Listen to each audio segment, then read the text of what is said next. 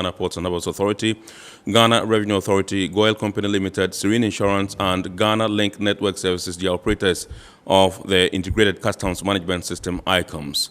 The show is also streamed live on our social media handles. At Facebook, you can watch us at Ghana Ports and Harbors Authority, Tema Port, Ghana Ports and Harbors Authority, Tema Port. On YouTube, you can watch us at IMPOUNDED Ghana. IMPOUNDED Ghana. Our media partner is the Business and Financial Times, and if you want to know all that transpired here on the show tonight, make a date and grab a copy of the Thursday edition of the BNFT, and you will see all that transpired here tonight on the show. Remember, we shall be getting interactive with you along the line, and so you would maybe want to send us your messages ahead of time, and the WhatsApp number is 0559-019-177, 0559-019-177. We'll be glad to pick your messages and share them with the rest of the world. Now, we're going straight to our discussion tonight because we have a few, technical challenges, and so which are being rectified. Once they are done, we would come your way with all the other information that you want to know. Perhaps some local stories that we have in store for you. And so I'll go straight ahead and introduce my topic and then introduce you to our panelists tonight. And tonight we're talking about the importation and the clearance of vehicles at the ports of Ghana. Importation and clearance of vehicles. Now, if you are an individual, you're watching us tonight, and let's say you are happen to travel abroad or you want to buy a vehicle, how do you purchase it? How do you import it into Ghana? How does it come into Ghana? And when it arrives at a port, how do you clear it from there? This has been a very thorny issue. We've educated, but I think that we still need to do so that you can have the nuances and intricacies involved in importing and clearing vehicles in our ports. We shall be activating the phone lines along the line because I know this is a very good topic that is of very keen interest to you, and I know you'd want to ask our guests questions, particularly from customs. And we also have somebody from the Ghana Link, they are operators of Icoms. And so let me introduce, first of all, my guest on the left side, Mr. Raymond Amaglo. He is the Chief Operations Director of Operations at Ghana Link Network Services, the operators of Icoms, like I said. And I go to my right and introduce Mr. Justice Injoman Maga. Yaji, okay, you know what? You thought I was going to murder your name, right? Yaji, okay. I was going to say Yaji, but Yaji, okay. Great. He is supervisor at the Vehicle Valuation Unit at the Customs Technical Services Bureau, Customs Headquarters here in Accra. Thank you very much indeed, gentlemen, for honoring our invitation to share some thoughts with us on this very crucial topic, which is of utmost interest to many Ghanaians, importers, and players in the maritime or shipping industry. Thank you. And so let me begin with you, Raymond, and find out, apart from Icoms that you have deployed at the ports, what are some of the activities that you do as Ghana Link Network Services? Thank you very much, Kennedy. I'm glad to be here with you tonight. Ghana Link Network Services Limited is an IT solutions company. We focus mainly on trade facilitation solutions. We were registered in June of 2001. In 2003, we had an agreement with the government to provide destination inspection services for the GRA Customs Division. We're one of 5 companies. Destination inspection companies. Yes. Interestingly, Kennedy, we were the only indigenous company in that field. Right. We operated until 2015, when our agreement with the government was not renewed. That was... then we were given another contract to provide external verification services in September of 2015 for the Customs Division once again of the GRA. At the same time, we also provide non-intrusive cargo scanning services at the airport, the seaport, and the various border. That's through NIC-TC scan. NIC-TC scan. That's right. And then eventually we have deployed the integrated customs management system from 2000. So Ghana Link, this is what we have been up to. From 2000? From 2020, yes. From 2020. This is what we have been up to. Okay. So quickly, run us through some of the things we've done so far as Icoms since the deployment in 2020. During the deployment, we had to come up with a strategic plan to ensure that the deployment goes as smoothly as possible. In that regard, we had to start with the frontiers. So in March of 2020, we deployed the system at the various frontiers, Aflao, Elubo, Hamile, Kulungugu. And then in April, 1st of April, we deployed the system in the Tema port. Right. You know, the Tema port is a relatively smaller port. The Takoradi port. Yes. The Takoradi port is a relatively smaller port compared to Tema. Yeah. For us to be able to succeed in Tema, we needed to succeed in Takoradi. So we're in Takoradi in April. Right. And then by May, we had deployed the system at the airport, together with the downstream petroleum management system. And then in June, we eventually deployed the system in Tema. Currently, as we speak, the system is running across the entire country. We have connected in excess of 150 customs operational sites across the country. Because it's a web-based system, declarants are working from anywhere. Once you have access to internet, you are able to work on the Icoms. This contract was signed in March of 2018. And we have fully deployed the first phase modules. You know, the Icoms is a trade facilitation system. It's an end-to-end e-customs management system. So what it means is that all the stakeholders or the players along the international trade supply chain are connected on Icoms. So, of course, customs are on Icoms. The shipping lines are connected. The airlines, the terminal operators, the warehouses, commercial banks, all the MDAs who are involved in issuing certificates, licenses, permits. So what has happened is that Icoms has enabled the creation of a port community system, such that all players who need to play whatever role are connected, and there is transparency and an open view of whatever everyone else is doing. The system is paperless, as you know. So currently, we could confidently say that we have a true paperless port system.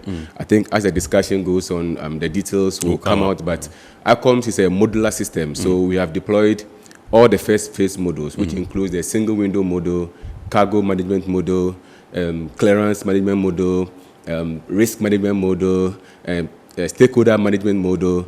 We are done with the first phase modules. We are currently at advanced stages with the development of the second phase modules, and we will go deeper into that also in the course of the discussion. Thank you very much indeed, Raymond. Let me come to you, Justice, and find out from you.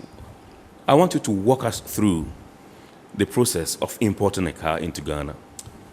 Okay, thank you, Kennedy. I think the process of importing a car begins with the person buying the car in the first place. So when you buy your car, there are 3 stages. When you buy your car, you have to ship the vehicle. Then when the vehicle is shipped, it has to be cleared. So at the purchase stage, he goes to negotiate whether if it's a new vehicle, you should have an invoice. So based on the invoice, he pays, and then that's evidence of purchase. Then his shipper will take this vehicle to any of the shipping lines and try to get booked for shipment into Ghana. So when that is done, when they accept, it becomes a contract between the shipping line and the shipper. So in this case, he's issued with a bill of lading, which entitles the owner to the vehicle when he gets to Ghana, and he pays a freight for it. If he gets to Ghana, it has to be cleared through customs. So customs, in our clearance process, we demand that the duty is based on the CIF, that's cost insurance and freight. So it takes care of all these stages, 3 stages of buying the car, and then when you ship the car, you pay for it, and then when it gets to Ghana, it has to go through certain process. So we look at cost insurance and freight, so that everything is covered because it has to be insured. Yeah. If it's not insured, with a used vehicle, they don't insure them. So when it gets here, we have 0.87% of the CIF to come out with the insurance. So we then get all the components for duty computation, all the 3 components. Okay. So that is all about the buying, shipping, and then get it. So when you get to customs, the law in Ghana, what is placed is that if you bring anything, only vehicles, even goods, when you bring anything to Ghana, you cannot clear the things on your own. Yeah. So you need the services of an agent. And the agents, they are very important. Maybe some importers think that, why can't I go and clear? Yeah. For instance, if you go and do the processing, customs accepts it. Tomorrow, if there's a problem, who do you hold responsible? So that's why the law... Okay, because I know I have my TIN number. Yes. Now, we say any NI card number has replaced the TIN. And I travel abroad, I get a beautiful car I think I want, I import, and I come, and I know that I can go through the process myself because I have I know one of the key requirements before you can clear is the TIN number. Yes. I have my TIN number, I submit it, and I say I want to go through the process myself. Won't you allow me? No. Let me tell you the reason. Must I go and pay somebody to do that for me? Yes. When I know I can do it myself. You see, and perhaps pay myself. In this world, we all have our role that we play. You cannot play double role. The agents have been registered to do the work they are doing. So assuming something goes wrong after clearing through customs, that's not the end. We have a post-clearance audit unit. Assuming they go in and they find that there's something wrong, where would they find you? Maybe you just came for holidays and you are gone back. That's one reason. The second reason is that the agent, to be an agent, the law requires that you have to be trained to the standard of a senior revenue officer in customs. Right. So it means that he knows what he's doing, which document is required, even calculations. Some of the agents, when you make a mistake at a customs, they're able to tell you. Justice, but I think you have some whatever for self-declarance. Yes. I think that is captured in your website. Yes. If you go to the GRA website, yes, it's captured there. Yes. So how does that and doesn't go to everyone. You see, we have certain companies based on the job they are doing for the government or for the nation. They don't need an intermediary. Okay. So they come with their own agents. They employ them. They try to take them through their processes. Okay. What they bring, so they understand those people, they understand everything, even the components of product, they understand it. So with such people, the law allows for them to be registered as self-declared, but it can't be to an individual. Okay. All right, so let's go back. Let's not digress. Let's go back to... So when it gets to the clearance process, with your bill of lading, which is a contract between the importer and then the shipping line, he gives it to an agent. The agent is registered on Icoms. So he inputs the details of the vehicle into the system with the TIN, with the person's TIN. Yeah. So we require that it captures the make. Let's say Toyota, a Corolla, that's the model. If it's a saloon car, he has to state it. Yeah. If it has a special feature, for instance, when you are driving down, you see some, for instance, you can take Corolla, which is very common. Yeah. You can see LE, yes, he needs to declare it. Yeah. You see, so when you put your name, address, everything on the bill, it has to go in. Because the bill of lading, the information on it is what is on the manifest. The shipping line is supposed to submit the manifest to customs through Icoms. Yeah. So your bill of lading should tally you what is on the manifest. If it doesn't tally, that is when they are allowed to do amendment, to amend the manifest. Let's say he gets here and he realizes that instead of 2 in the chassis number, they put Z. He has to amend it. Yeah. Or maybe you are Yawachi and he goes to say Kwesi Boachi. That's not your name. Yeah. So the law allows that, he amends that. So before he puts it to the system, he has to ensure that every detail is correct. So when this is submitted to customs, we have 3 stages to go through. Right. We have the classification stage, which is the first stage. We we have the evaluation stage, and then we have the supervisor level. So at the classification stage, the officer will go through the information submitted by the agent in the system on your behalf. So if he's testified, he then enter a remark that whatever has been done is okay, he has approved of it. Then it moves to the next stage, which is classification. Right. At this stage, the officer is supposed to look at... I thought you said the first step was classification. Classification. Yes. So if he's satisfied, because at this stage, he's Then going to look at the details. Yes. Okay. At the classification stage, it's very important because he's supposed to ensure that the item is properly identified. So if it's a vehicle and he goes to say it's a forklift, it's not the same. Yeah. Because the classification officer will check what is on the BL against what the agent has declared. Yeah. Then he will assign the HS code. And the HS codes gives specific descriptions to the items. Every item that comes into Ghana is in that book. Right. So when he goes in there, he can identify your item with a particular code, and that's put there together with the description of the item. Yeah. So when that is done, then you move to classification evaluation stage. Valuation officer, his job will also be to verify all what the classification officer has done, whether it is okay.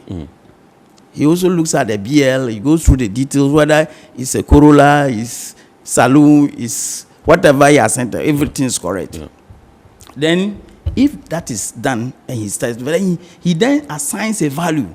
Okay. In the system, we have softwares installed. Yeah. And these softwares, they have various values for all vehicles coming from various zones. Okay. So, for instance, US is very common. So, with the US, we have the NADA, which is National Automobile Association of America. Okay. You understand? So, if they go into the system, you see that with the NADA, you go into it and it gives you all the values on from vehicles from US in dollars. Yeah.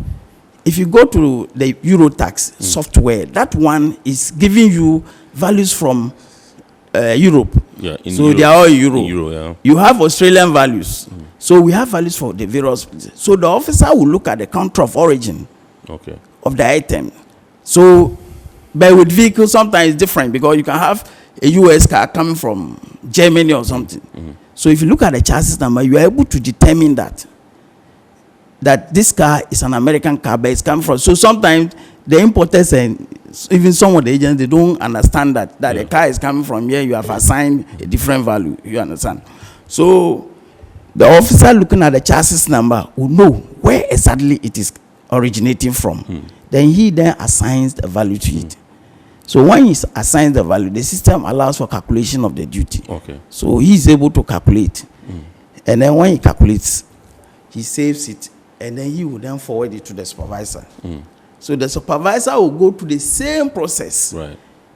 The supervisor will look at what the classification officer has done, whether it's correct, whether he really used, let's say, a vehicle from US, whether he really used a value from NADA. Okay. He will check whether the make is correct, the model is correct, the type is correct, the engine capacity, which was determined at the classification stage, whether it's correct, the age, which was determined at the classification stage, whether it's correct, the risk level. For vehicles, all vehicles go for physical examination. All vehicles. So the risk level will show red. We have various risk levels. We have the red, which is for physical examination. We have the green, we have the yellow, and then we have the blue. Yeah. For vehicles, I've heard of red, yellow, and green. I haven't heard of blue. Blue is for post-clearance audit. Okay, post-clearance. So after they've cleared, that one is automatically assigned to post-clearance audit. Okay. Yes. So when it is assigned red, the supervisor approves. If it's okay with everything. If it's not okay, he can either return it to the evaluation, if it's a evaluation issue, or to classification, if it's a classification issue. When that is correct, it comes directly to the supervisor. Right. So when the supervisor is okay, then he then approves the BOE. That's the final approval. Okay. So it's not like the previous system. They approve the what? The BOE, the bill of entry. Okay. Because we are speaking to people who yes, the bill of entry these is jargons, you know, because that you what use the in your agent work. has submitted to you is a bill of entry. Okay. And the bill of entry is a declaration that he has made that I have A, B, C, D. I have a vehicle which is Toyota, the model is Corolla, this is the chassis number, this is the age. He declares all. Right. Then when he comes, the officers will verify his declaration. So the bill of entry is just a self-declaration of an importer's consignment that he has shipped into Ghana. So when that happens, the supervisor approves. First time we had compliance in the old system. These days it's not like that. So you see that first from CTSB, it gets to Tema, then to go to compliance. No. This time, what happens is that from the supervisor stage, it goes directly to the declarant. That's the agent. Right. Then the agent, if he's satisfied, he will accept it with the valuation. If he's not, the system gives an option for him to reject the VOE, and they put his reasons. So in this case, he can appeal on what has been done. Right. You understand that? So if he accepts that it's okay, then he has to go to the bank and then make the payment. Okay. When he does the payment, the BOE, then he has to go to shipping line because there are stakeholders along the line. He has to go to all of them. Sure. So if he goes to the shipping line, he has to pay the shipping line charges. Yeah. And then when he pays the shipping line charges, he has to come back to the system, and then he has to book for examination officer. And then when he does that, when the shipping line, everything is done properly, the system will allow him to book for examination officer. You understand? But he has to go to Gapua if it is at Golden Jubilee, or go to Sabon if it's at Sabon, and then he pays the charges as well. So when he pays, with the shipping Sabon vehicle, they are not in containers. Okay. So the examination officer can easily go and examine the vehicle. Those are the vehicles that come via Roro? On deck, yes. We say they come on deck. Yeah, sure. Okay. Yes. But if it is in a container, he has to go pay Gapua, then Gapua will arrange to drop the container. Okay.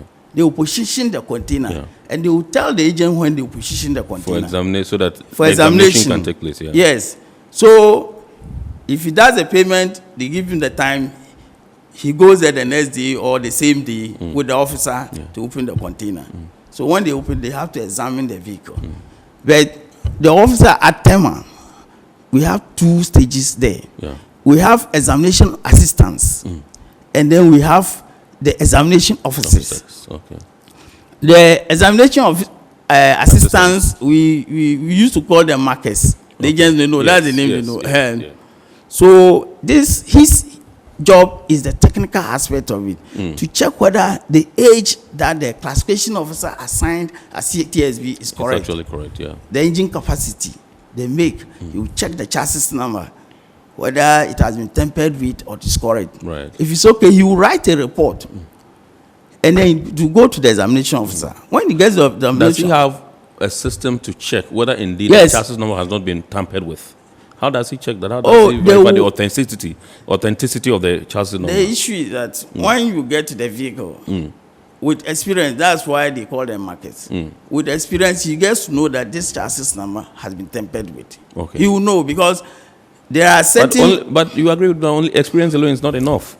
It's enough. Somebody can expertly do it without you, It's the same way we get to know, because the job is such that when we are in it, for instance, if you are DVLA and somebody uses, let's say, super glue, uses fire and he bends the chassis number, he rewrite. If you experience, you know. All right. So with the experience, what it means is that this particular rule requires very experienced people. Yeah. Yes. So when they do their job, it goes to the examination. Then it informs the examination officer the technical aspect of it. So the examination officer will also go and examine the vehicle. Then he will vet the BOE, the bill of entry, to ensure whether the duty calculations, the HS code assigned, the value assigned, if they see the values in the system, so they can compare what has been assigned on the system and what they also see. Right. If they disagree, then they have to raise a post entry on the BOE, that bill of entry, and that has to go to the supervisor in Tema, or if it's Takradi or Apply or whatever. So they then rectify them. If it's on weight, we have a few things, weight, the chassis number, it will come back to head office. Right. The post entry will come. But there are a few things, let's say if the type, he describes that it's an at head, that articulate high head, we cut it short at head. But they find out that it's a tipper truck. It will resolve in Tema, it will not come to headquarters. Yes. Okay. If the examination officer is, however, satisfied, he then goes into the system and then he enters his remark in the system and then releases to the preventive officers at the gate. So when they get to the gate, they will also do the same thing. So there are checks and balances. So they will also do the same thing. And then when they are sure of it, before they release a vehicle for home consumption. Right. So that is the process. Yes, please. All right. So I'll come back to you and take a look at the relevant documents that one needs to have when you are going through the clearance chain. But let me come to Raymond and find out from you, at what stage during the clearance process does Icoms come in? The clearance process is done on Icoms. So just like Justice explained, you would have to submit your documents, talking about the bill of lading, the invoice, the parking list. The very good thing about Icoms is that it's introduced this clearance option, which is the pre-manifest declaration. Okay. So that even before the arrival of the vessel, once you have these documents I mentioned, you electronically will submit to the CTSB, right, and then they would do the classification, valuation, and then they provide you with your tax bill at your front end, talking about the declarant. Like you mentioned, you have the option to accept if you are satisfied. Once you accept, even before the arrival of the vessel, like I said, you are able to go ahead and make payment. All the commercial banks have been connected to the system, right, and all their various payment options are available. So in the comfort of your home, in your car, in your office, you can proceed to make payment and then wait until the arrival of the vessel, when you will now go for the physical inspection, like Justice explained, and then take delivery of the vehicle. So all these are done on Icoms, and once you submit the documents electronically, all the various stakeholders who need information on the documents you have provided, they have them. Right. So you wouldn't need to be supplying documents to various agencies along the chain. So all the processes are done on Icoms. And the advantage also with the pre-manifest declaration is that, like I said, once you make payment, it means that in the future, if every week customs updates the exchange rate. Sure. In the future, when there is an increase in it will not affect you. Okay. Yeah. And then also it helps you to plan, because then you just are having to wait, and then once the vessel arrives, like just explained once again, you finish everything with the shipping line. You go to the terminal. Then you make a service request, and then you're able to determine when you want to have take delivery of your cargo. All these are done on the system. Now, if the vehicle is in a container, it goes to the Golden Jubilee terminal. Yeah. Now, you have to take delivery of it within 24 hours. If you're not able to, then it has to be transferred to the Safe Bond terminal. Now, you are able to go on the system, and then automatically there is a transfer of the cargo to the Golden Jubilee, to the Safe Bond terminal. Yeah. And then an officer is also automatically assigned, and then the officer does the examination of the vehicle. All this done on the system. Yeah. Now, as part of the examination, if infractions are identified, a call is raised, if the penalty is raised, you are able to make payment right there at the terminal, even with your Momo. Star 222 hash. You can make payment. You don't need to go to the bank and come back. You make payment, and then you're able to proceed. The system recognizes that payment has been made. The officer sees it, and then you are able to proceed. All these processes are done seamlessly on Icoms currently. All right. So what are some of the significant changes that you think that Icoms has brought into the clearance chain? Just like compared to what was happening previously. Do you think that there have been any significant, changes? Yes. A lot of significant changes. Now, I mentioned about exchange rate. So every Tuesday, the exchange rate is updated. Previously, if you haven't paid your duty at the time the exchange rate is updated, you will have to put in a post entry before you are able to get a new bill. What Icoms has done is automatically the system updates your records, so you can go back to the system and then just print. Your new tax bill. It saves a lot of time. Now, like I also mentioned, all the commercial banks are connected. Their payment options are all available on the system, and you are able to make payment in no time. Now, the advantage also with this is that, of course, vehicle importers are able to give money to agents to pay on their behalf. Right. But, with the way Icoms works, you, the importer of the vehicle, you don't need to give your money to the agent if you don't want to. You can pay directly. You can pay directly, and you don't even need to give the receipt to your agent, because the system immediately recognizes once you have made payment. So they send you maybe a message that you've received payment. There's a lot of transparency. The system has also introduced what we call a validation check for chassis numbers. Okay. Chassis is a very important item with the clearance. So there's a validation check such that now if you declare a chassis, it is locked in the system. And if another vehicle comes and that chassis comes up, the person is not able to proceed with the process on Icoms. Now, customs would have to now verify what the issue is before a decision is made, and the system will now permit the process to continue. So this has also helped to ensure that there is transparency, there is a fair play for all players in the field. These are a few of the changes that has come up as far as Icoms is concerned. So, Justice, let me find out from you. I told you I was coming to you for the relevant documents that one requires in the clearance chain. Yes. Particularly with regards to vehicles. Okay, with vehicles, if it's a new vehicle, you have bought it, you have paid for it, so require an invoice. And then the invoice is either FOB, that's free on board. It means that you have paid the importer, the owner of the goods in the country of manufacture, up to the point where the goods are put on the vessel. Right. You see?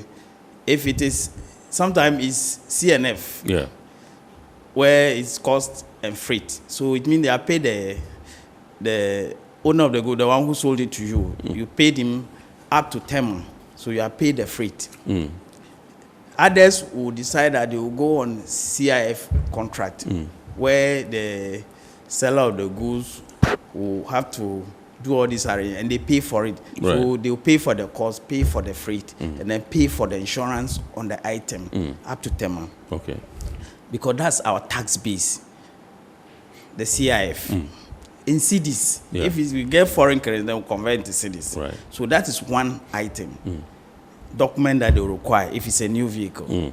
If it's a used vehicle, this also applies to new vehicles, apart from the invoice. If it's also a used vehicle, then you will need the title. With the new vehicle, you don't have a title because it has not been registered. Right.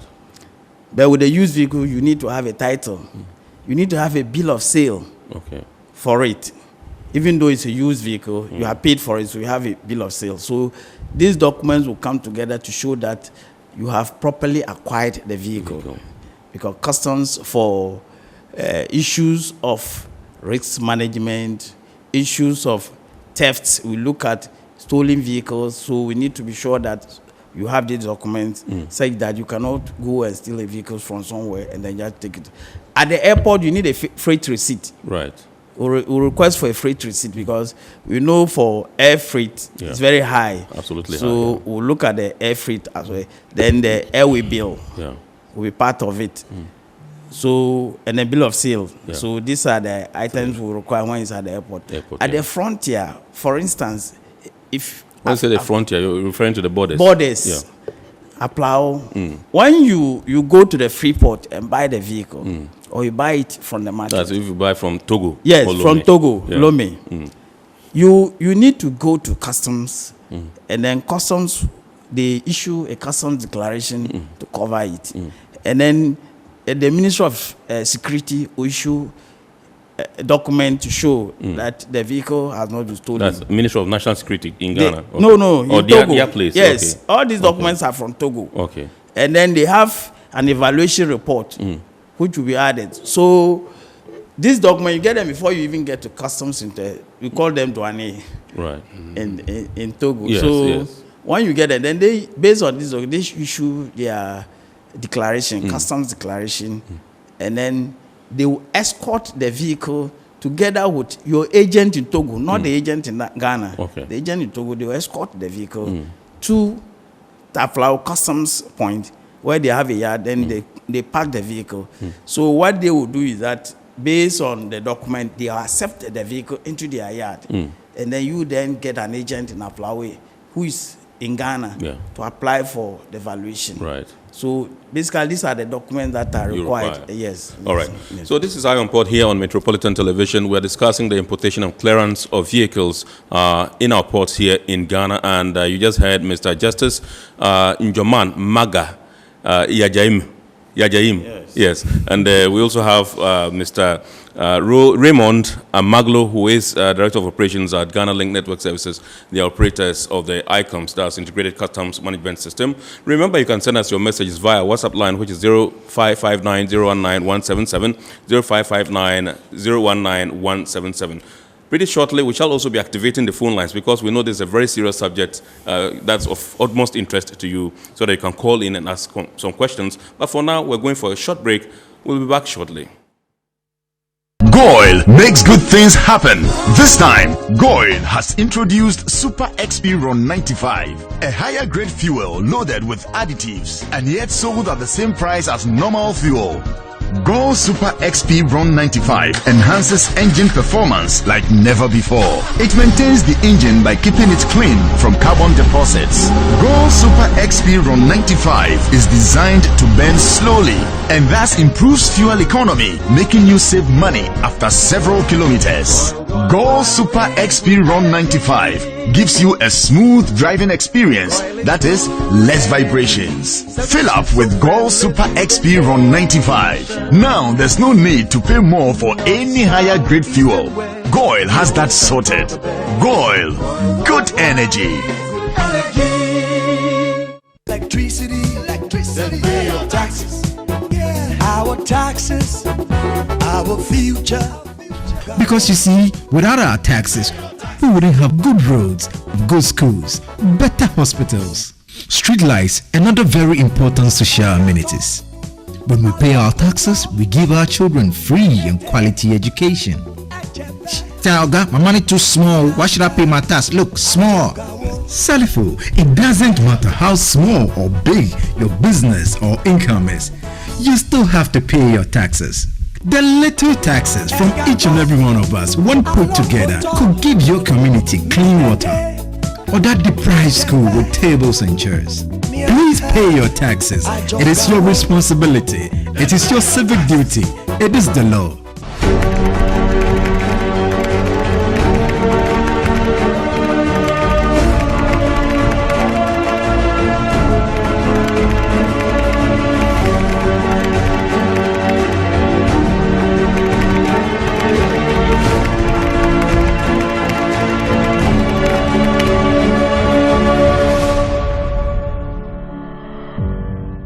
All right, so you're welcome back, and we are going straight into the discussion once again, and I'll go straight to Raymond this time around and find out from you, whether as an individual you have catered for me to be able to calculate my duty myself. Like if I come in with if I bring in a car, or even if I identify a car that I want and want to import, I perhaps want to know how much it would cost me to clear it once it comes in. Do you have anything of the sort in your system as far as Icoms is concerned? Yes, Kennedy, we do.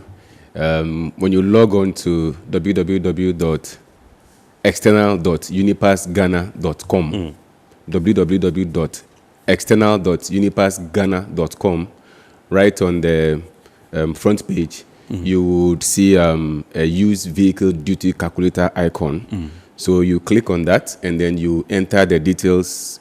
There are two options. You could use the VIN to check the value, or you could use the make, the model, the type, the year of manufacture, and to give you a relatively fair idea of how much you would eventually be paying as duties and taxes. You mentioned the VIN. That's a vehicle identification number? That's right. Yes. Okay. That's right. Okay. So yes, there is a tool on Icoms that enables you to check that. And normally, when you eventually bring the car in and clear it, the deviation is very, very minimal. Mostly, it's probably as a result of exchange rate changes. Otherwise, it's mostly fairly accurate. Yeah. I'll be asking you how duties are calculated. You mentioned FOB, you mentioned CIF and all that. Now, there's this issue where people complain that maybe Larry came in with a BMW 5 Series, year of manufacture 2013. He paid 35,000 Ghana cedis as duty. I bring in the same vehicle, the same year of manufacture and all that, and I pay like 50,000. What accounts for that difference? Maybe, yes, justice is... All right. For vehicle to get the right duty, the country of origin is very important, where it was manufactured. Okay. Let's say if it is a U.S. car, somebody bring a U.S. car, you bring one from Europe, a European spec, you have the same duty. That's one thing. Even if they are from U.S., they are both coming from U.S. You have a Corolla, he has a Corolla, and then you bring them to customs, and you say yours is LE and his is S. Yeah. There's no way the duty will be the same, because in picking the value from the National Automobile Dealers Association software, we have books too. The agents have them. They have the books. The software they don't have, so they're able to cross-check. So if you check, you see that the values are different. For both cars, even though they are both Corollas. Yeah. So if you put the cars side by side, you will see that this one has some features this one doesn't have. Look at the alloy wheels; they are different. You go into them, one will be leather interior, another will not be. If you are looking at DVD, some are loaded, others don't have. So this fits into the duty. If everything is the same, then the duty should be the same. Yes. Okay. All right. So there are some messages. These are very key questions they're asking, and I would want to get to that so that we see. This one says, "Hi Kennedy, please take note that used car values in the USA are devalued accordingly every month as a result of the new NADA book, which is issued with the prevailing prorated values of used vehicles. I want you to ask the customs officer on your show why they always use several months out-of-date NADA book values, and when you put a customs officer who values your vehicle to test, then he or she makes it seem as if they are doing you a favor with the value they throw at you. Some of us have been insurance adjusters and loan officers in the USA, and so we know how to value vehicles and other personal property. Kind regards from Pierrot." Okay, to answer to this is that this is a commercial practice. It's a commercial practice that is not in our law. Our law says, if you go to section 60 of the Customs Act, 891, it's giving us that for the value of a used vehicle, it should be a certain percentage of the first purchase price. And what is the first purchase price? The first purchase price is the price at which a dealer in the vehicle first sold the vehicle to the market. You understand? Yeah. So a dealer in the vehicle, where the vehicle was manufactured, the country of manufacture of the vehicle, the price at which he first sold the vehicle for use. So if you are taking a NADA, the reason we use the NADA and the Eurotax books are that if you go there, these are the values. If you look at the National Automobile Dealers Association, the headquarters in Virginia, the association is a body that protects the interests of their members. So they are able to pull all the various values from the dealers, from the manufacturers of the various vehicles, and they compile it into a book. So, according to WTO standards, every customs administration is supposed to determine the way to value used vehicles. And with this, it didn't just stop there. It gave certain guidelines, which doesn't include the commercial practice. For instance, what he is saying, if you were to bring a vehicle and then it is new, then we'll take the invoice value as it is. But if it's not new and it's used, our law says well, we should use the first purchase price. So we cannot go into a commercial price just as STC does. When you have a vehicle and you want to auction it or sell, you go to them and they will then look at the vehicle. Customs officer cannot be, let's say, a mechanic to go and be looking at how. That's why it has been graduated. So if the vehicle is not more than 6 months, the law says that we should treat it as new.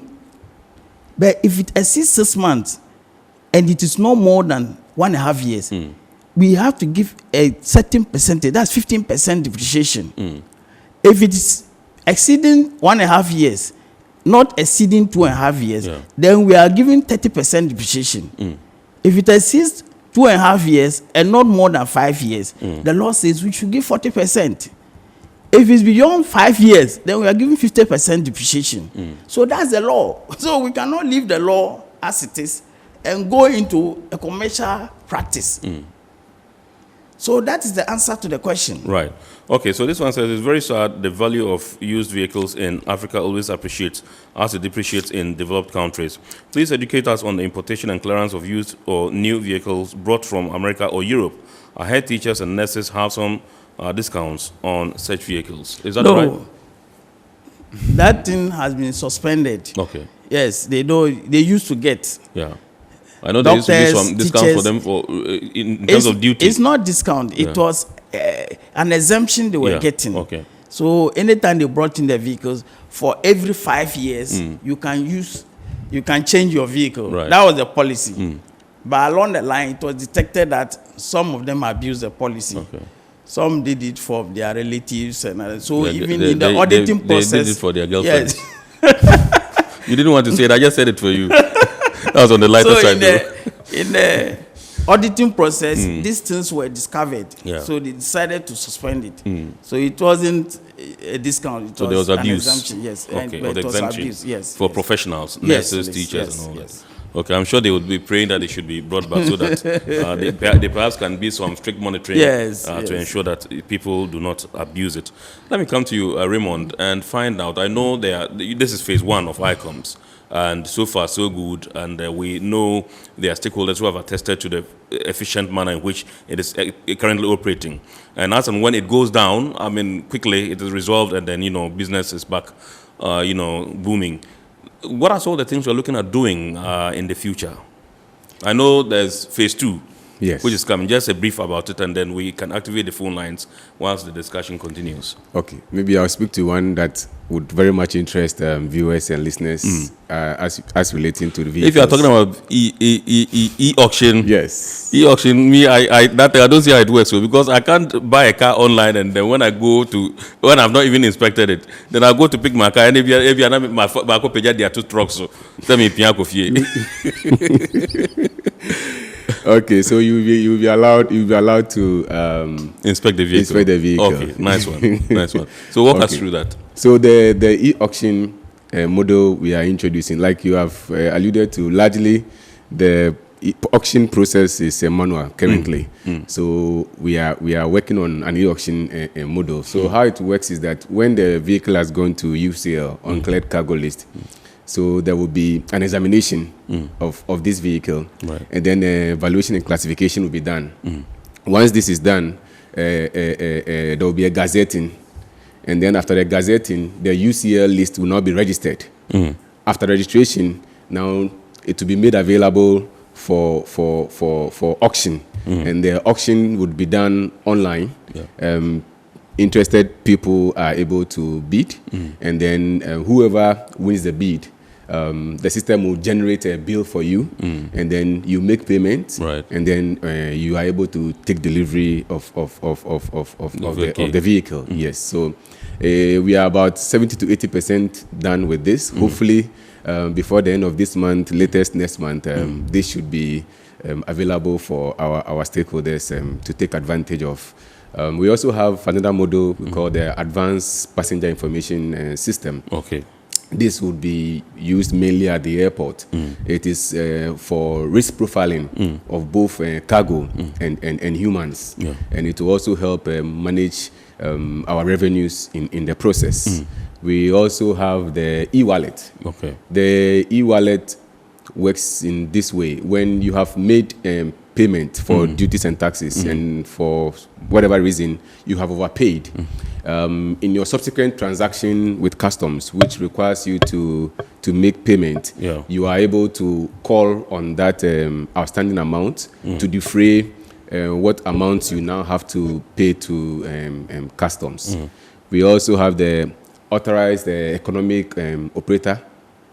This model is aimed at ensuring that there is a customs to business partnership of a sort, mostly for compliant members across the international supply chain. So all the players, all the stakeholders, all the actors, talking about freight forwarders, warehouse operators, carriers, terminal operators, all of them who are compliant, they will go through let me say quite a rigorous registration process, and then they will not have very intrusive examination, and then they will also be given priority whenever they are having to import or export. These are a few of the models we'll be introducing. That's for phase 2. For phase 2, yes. Icoms implementation. So let me come to you and find out. I know that when you bring in your car, there are days, a number of days within which you have to clear it. Yes. Failure to do so, government comes in and takes it. Can you educate us on this? Yes. Before I even go there, let me go back to the previous question you asked. You see, the evaluation we do, and the act that governs it, it has a history. You see, what he was talking about is a commercial transaction. Previously, from 1966 after the coup, Ghanaians who were returning to Ghana, these were things which were done for them. They were asked to just bring their bill of sales, and they were used for used vehicles for assessment for them. But at a point, they realized that they were doctoring them. So this law has a history. It is a law that has been made to create a certain standard for everyone. So, let's say you bring Corolla, and then the same age, the same CC, the same, everything is the same. And then I also bring the same thing, and then we have different bill of sales, and then we pay different taxes. It's not fair. That equity element is not there. So this law is supposed to ensure that everything is equitable. There's fairness, there's fair play, and everybody goes his way. All right. Before you answer the question, let me announce that the phone lines are activated, and so if you are watching us, please do call 020-552-8353, 020-552-8353, and let's see what questions you have from our guests in the studios. Yes. So with the vehicles, number of days you have to clear your vehicle from the port. With vehicles, you just have 60 days, within which after discharge. So 60 days after discharge of the vehicle from the vessel. That's the final discharge. Let's say when the vessel comes to the port, it takes 3 days or 7 days. It's able to finish the discharge. So we count from that day when it has finally finished everything. So from that day as to the 60th day, if you are not able to clear the vehicle, the vehicle is deemed forfeited to the state. But there's an element there, with the manifest that we receive into the system, everything on the manifest is supposed to be dispensed of. Is the reason why it is there. This element of forfeiting the vehicle. So if you bring your vehicle and you clear it, with the process, you're able to pay and you clear it. The system strikes it off the manifest. Okay. Yes, please hold your fire. Let me go onto the phone lines and welcome a caller, and then we continue. Okay. Hello, good evening, caller. Hello, good evening. Hello, good evening. Kindly tell us your name and where you're calling from, and proceed with Mohammed Tete. Mohammed. Yeah, I'm called Mohammed Tete, please. Okay, please flow, Mohammed. Good evening. Good evening, sir. Mohammed Tete. Achimota Mohammed, yes, please flow. Yeah, please, I want to make a contribution, or I want to ask a question. Okay. My question goes to the customs officer. Mm. I'm a cargo driver who always apply Kumasi, Accra to Kumasi. But at the checkpoints, they always collect money from us. I want to know what they are doing with that money. The last time when I was applying this route, the customs officers charged me from the charge that I charge the owner of the goods. This thing is affecting us. So please, I want to find out from the customers, what are they doing with that money? This is my question. Thank you very much. Thank you very much indeed, Mohammed from Achimota. He says you guys, customs officers, you stop them on the way, you charge them money, and they don't know whether the money goes into the government kitty or what you do with it. This is an allegation because when you are carrying goods from Tema and you have duly paid you duty and everything, and you get to the checkpoint and somebody is demanding money, you have the right to challenge. So you shouldn't have paid the money in the first place. So you should have asked the officer why you are taking the money. Because tax is not supposed to be collected by any officer. It's supposed to be paid in a bank without any system. So anytime he gets there and he asks for money, you should ask them why they are collecting money. Because if they have paid the duty and they are going with the goods, why should they There's take no money? statutory payment on the way, No. so there's no way he should pay anybody any money. No. Okay, when they demand. So Mohammed, you heard him. You have the right to resist. And sometimes if you resist and there are delays, anyway, so let me come back to you. Yes. Let's go back to with the assisted days. Exactly, yes. So if you clear your goods, it's struck off the manifest. The remaining vehicles on the manifest, there should be a way we have to clear the whole manifest. So that is why this assisted days is there. And then with the congestion in the port. So these things came in just to ensure that vehicles are cleared from the port so that there will not be any congestion. Right. Even the revenue element of it, we have to unlock the revenue to the state. So if you leave it 60 days, it will be deemed forfeited to the state. Okay. So in the system, it's programmed such that 60 days automatically It goes the onto the person is UCL. blocked. It goes onto the uncleared you cargo cannot list. enter. Okay. Put in a BOE to be able to clear it. All right, let me go onto the lines and welcome Boot. I guess he's calling from Kumasi. Hello, good evening, sir. Yeah, good evening, sir. Can you raise your voice a bit, please? Yeah, please, my name is Walton, calling from Kumasi. Okay, please flow. Yeah, last year I imported a Toyota Yaris 2009, and the price that I pay is different from. Hello? Yes, we can hear you, please. And the amount that I pay is different from the one that I paid this year. For instance, it was 2010, and I Is paid that 2009?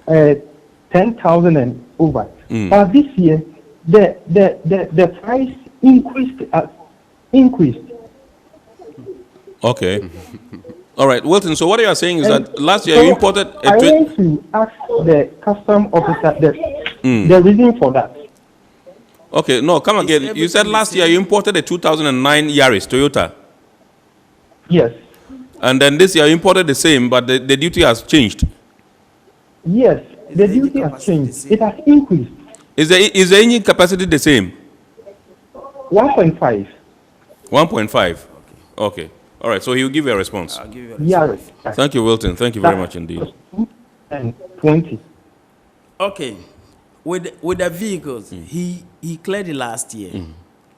So you shouldn't expect to pay the same amount of duty when it comes this year. What was the exchange rate last year compared to this year? So if everything is the same, the exchange rate will account for the difference. Yes. Okay. All right. So I'll come back. I need you to tell us something about the overaged vehicles. Yeah. I mean, sometimes people are not aware. They go and bring a vehicle and then they slap them with a penalty. They say, but how? This old car to how? That kind of thing. And so we'll come and look at it.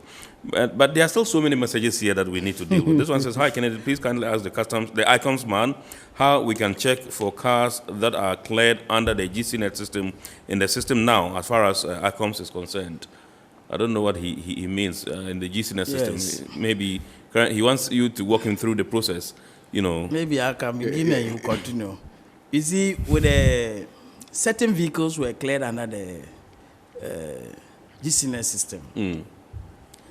But when you get to DVLA, they don't have access to the old system. Yeah. So they were asked to migrate the BOEs, the bill of entries, onto the Icoms. Hold your fire. Yes, we'll come back for that response. But let's go on to the phone lines and welcome another person from Kumasi. Hello, good evening. Hello. Yes, good evening. Good evening, sir. Good evening. Please go ahead with your submission. Okay. Yes, good evening, Ken.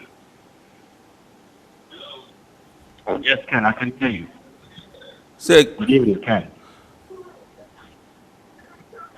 Hello. Yes, Ken, I can hear you. Please, you have to speak up a bit. We can barely hear you. Okay. Can you hear me now? Absolutely, yes. All right. This whole thing about import duties in Ghana. Hello, Ken. Yes, we can hear you. Okay. Yes. Your voice has gone back again. Can you speak up again, Lord? Hello, Lord. I think we're having challenges with Lord's line.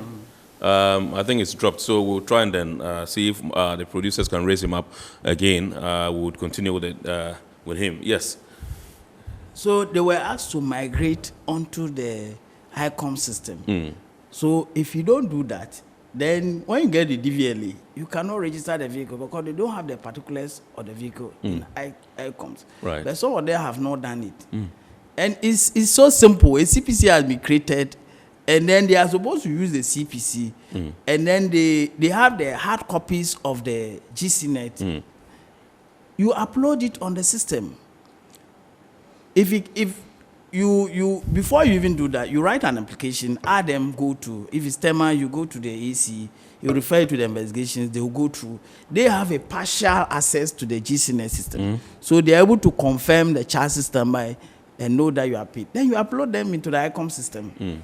Then the supervisors, when he gets there, the supervisor will look at it and accept it. Okay. And that is all. So when he gets to DVL, he's able to register the car. Right. Yes. Okay. So this one says, kindly inform the operations manager that the VIN can't be used to ascertain taxes from the Icoms model. Is that true? No, it's working. It's working. I don't know if there's a particular challenge he's having, but it's working. All right, so let's go onto the phone lines and welcome Mills. He's calling us from Accra. Good evening, sir. Yeah, good evening. Dozie, yes. Yes, please. Okay. Concerning about the answer that the customs officer just gave to my friend, concerning about the duty, a friend who said he imported a car last year and cleared it, and the duty now is double of the price. Yes. Yes. I just want to find out. He is using dollar rate to that dollar rate has increased. That is why the clearing this year has also been increased. Do we use dollar rate to charge our customers or clients in Ghana? Is Ghana using dollar to charge people, or we are using CD? If it is CD and the adjustment and things, we shouldn't be dollar rate. Now I want to find out something. As compared to Togo, their rates are just fixed. So clearing car in Togo, like buying car importing car through Togo is very cheaper than in Ghana. And Togo and Ghana, and I would suggest to now that we should also try the free port. I think that is generating more money in Togo than in Ghana. So they should think of the free port. They should learn from the Togolese. All right. Thank you. Thank you very much indeed, Dozie. Would you want to give a 30-second response with the exchange rate issue? You said that either is goods or vehicles, they are not produced here. So wherever you bought them, we have to cost it based on where you brought the origin. You see, so when it gets here, we don't charge taxes in foreign currency. The tax is charged in Ghana cedis. So what we do is to use the prevailing rate from Bank of Ghana to convert from whatever currency, whether it's euro, dollar, is Japanese yen, into Ghana cedis before we calculate the taxes. So that is where the exchange rate comes in. If not, I don't see what to say. Yes. All right. Yes. So this one says, can the officer please clarify why classic vehicles and electric 00cc vehicles are so high? I'm sure he's talking about the duties. The problem is that, you see, when the CET came, the ECOWAS Common External Tariff, when it came in 2015, there was a problem where we realized that for all the trucks, there was supposed to be 10% import duty. And then when you come Justice, please hold your fire. Let me go to Nana Day from Kumasi and then come back to you. Hello, good evening, sir. Yeah, good evening. I'm Nana calling from KNST. Great, Nana, thank you very much for calling in. Please go ahead with your submission. You're welcome. Please, I'm a student reading business administration to statistics and supply chain. And I would first of all like to appreciate Ghana adopting the use of the Icoms. It is very good. But I would like to ask the custom officer, please, with regards to the 60 days that is ultimatum that is given to people who import cars. After that, he says it goes to the state. When it goes to the state, what does the state use those vehicles to do? Thank you very much. Nanade, thank you very much indeed. We're grateful for your call. He says when the vehicle is taken by the state, what do they use? Okay, you have an option to apply for restoration. If the 60 days is not the end, even though it has been forfeited to the state, the law still allows for people to apply to the commissioner, and then commissioner looks at your system and he restores the vehicle.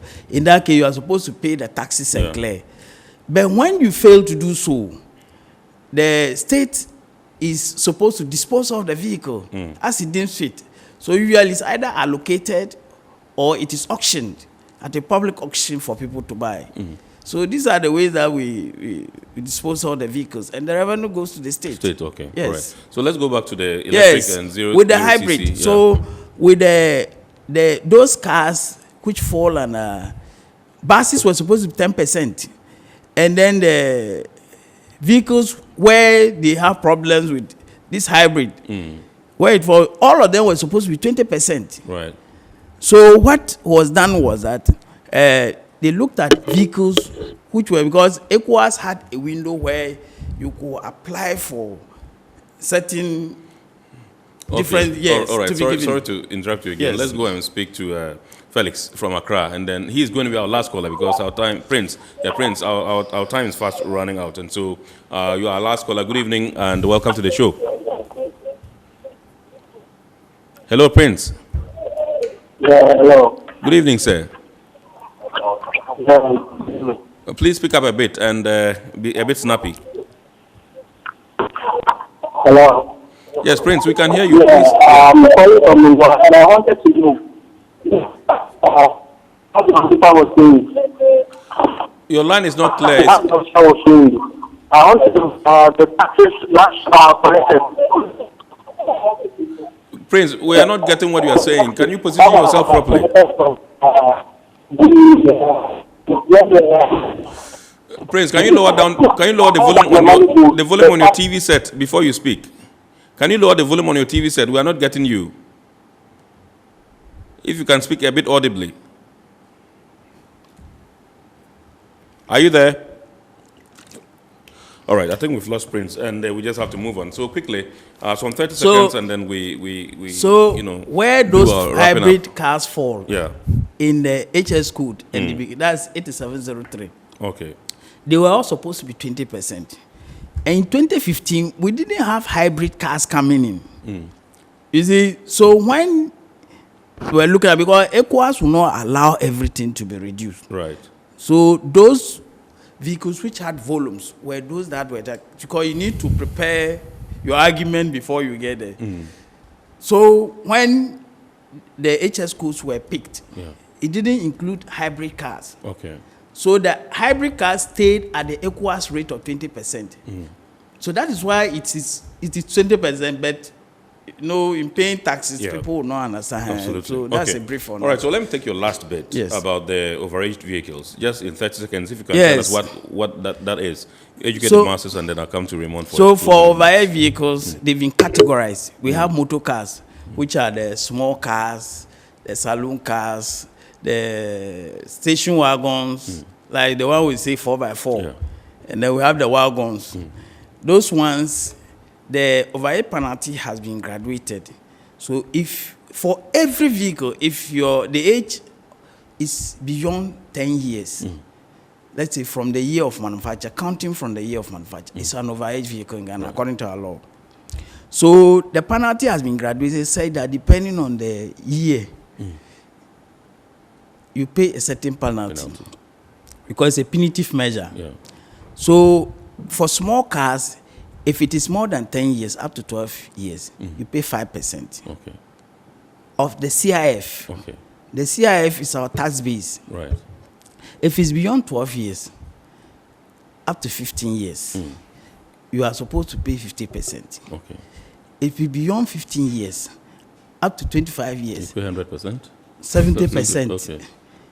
Yeah, so it has been graduated. So if you come to the trucks, if it's more than 10 years up to 12 years, you pay 5%. Right. If it's from 12 years, beyond 12 years, up to 22 years, you pay 10%. If beyond 22 years, then you have to pay a penalty of 30%. All right. And then when you come to the buses, the same way, beyond 12 years, between 10 years up to 12 years, you pay 2.5. Beyond 12 to 15 years, you pay 10%. Beyond 15 years, up to 20 years, you pay 20%. Beyond 20 years, up to 25 years, you are supposed to pay 50%. So they have been graduated, yes. Right, so they have been graduated. So depending on the age you Thank bring. you very much, Justice. Let me come to you, Raymond, for your final words. I know there's so much confidence in the system now, and you guys are doing a tremendous job at Icoms, with Icoms. Tell us, just a few words, 30 seconds, what advice you have for those that are using the system. Thank you very much, Kennedy, for the very good compliments about the system. Indeed, what system we have deployed can favorably compare with what system applies in any advanced world. The system is very robust, like I mentioned, because it's a community-based system. All players are on board, and we would encourage our stakeholders, especially the declarants, to ensure that they are putting in the right information when they are doing the declaration. The system is able to frustrate you if you are not compliant. So if they want a very smooth process, now vehicle declarations are being churned out in a matter of hours, from customs. So if they are able to, accurately declare and truthfully declare, they would have a very, very good journey with Icoms. And quickly to say a very big thank you to all the stakeholders. It's been a tremendous work over the period, and we are very grateful. I might not have time to mention everyone, but just to also say that with the deployment of our second phase models, we need them like we have needed them. So they should just continue with us, and Ghana will be the better in the end. Thank you very much. Thank you very much, Raymond Amaglo. He's the Director of Operations at the Ghana Link Network Services, the operators of the Integrated Customs Management System, Icoms. And I also say a very big thank you to Justice Njoman Maga. Jaim. He is the supervisor at the Vehicle Valuation Unit at the Customs Technical Bureau Services at the headquarters of Customs. Remember, the program is proudly brought to you in association with the Ghana Ports and Harbours Authority, Ghana Revenue Authority, Goyle Company Limited, Serene Insurance, and Ghana Link Network Services. We still have tons of messages here. We can't take them. And so please make a date on Wednesday at 8 p.m. and watch the abridged version on Ghana Television, GTV. Your concerns and messages will be addressed over there. Well, thank you so much. My name is Kennedy Mona. God willing, we shall see you again next week, Sunday. Enjoy your evening.